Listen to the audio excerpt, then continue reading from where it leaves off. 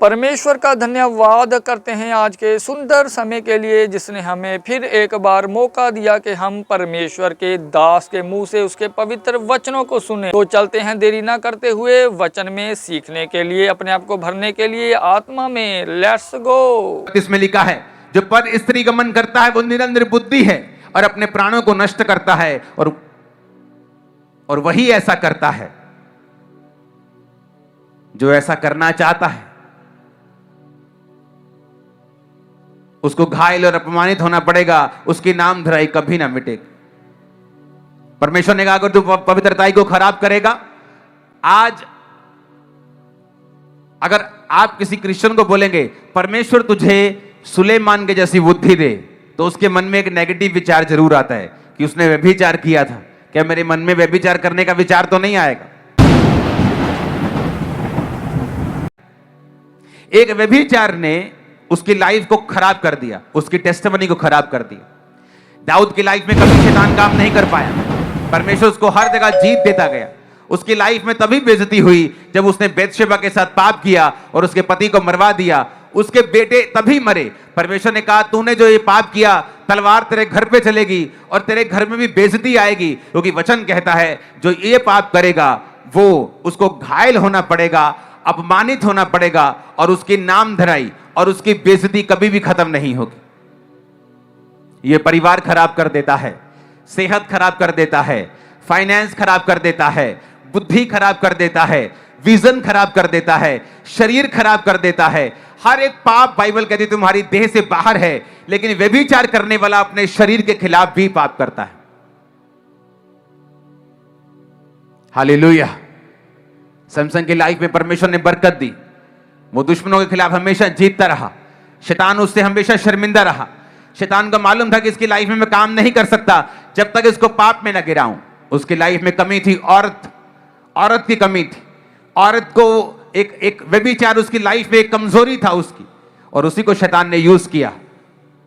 उन औरतों के वो पास गया, उन्हीं औरतों के कारण उसका भेद खुला कि उसकी ताकत उसके बालों में है। और उसके बाद दुश्मन ने उसे शर्मिंदा किया, उसकी आंखें निकाल ली गई, उसका उपहास उड़ाया गया, मजाक उड़ाया गया। उसने तौबा की, बाल फिर से आ गए, ताकत फिर से आ गई, लेकिन वो ग्लोरी वाली लाइफ उसे फिर वापस कभी नहीं मिली। शैतान चुराने के लिए, घात करने के लिए और नष्ट करने के लिए आया। जब आप पवित्रताई में चलते हैं तो वचन क्या कहता है? जब आप पवित्रताई में चलते हैं तो बाइबल कहती परमेश्वर आपको यूजफुल और इफेक्टिव बनाता है। जो पवित्रताई में होता है वो यूजफुल होता है, इफेक्टिव होता है। आप देखेंगे कई बार सेवकाई में लोग आ जाते हैं, इफेक्टिव नहीं होते, असरदार नहीं होते। कारण यह है कि शैतान बार बार उनकी पवित्रताई के ऊपर अटैक करता है। आप उन्हें लाख समझा ले, उन्हें समझ नहीं आती। बहुत कम लोग होते हैं जो शार्प होते हैं, जो चीजों को समझते हैं, प्रभु उनसे बात करता है। क्यों? वो यूजफुल हैं, वो इफेक्टिव हैं। उसका कारण यह है कि वो पवित्रताई में है। अगर आप इफेक्टिव होना चाहते हैं, असरदार होना चाहते हैं, आप चाहते हैं कि परमेश्वर आपके हाथों के कामों के ऊपर बरकत दे, आपका हाथ असरदार हो, आपके शब्द अनॉइंटेड हो, आपके मुंह में परमेश्वर वास करे, आपके काम सफल हो, पवित्रताई में रहना शुरू कर दे। अपने पड़ोसी को बोलो पवित्रताई में रहे, ऊंची आवाज में। हालेलुया। बाइबल कहती है पवित्रताई का जीवन परमेश्वर को प्रसन्न करता है और आपको फलदार करता है। अब आपको यह बात समझ आ जानी चाहिए क्यों शैतान आपको पाप में गिराना चाहता है।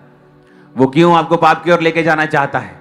क्योंकि उसकी सारी मिसाइल्स, उसके सारे अटैक उसी जगह से लॉन्च होते हैं जो अपवित्रताई की ग्राउंड है, जो उसे जब मिलती है, जब आप पाप करते हैं तब वो अपने अटैक्स को लॉन्च करता है।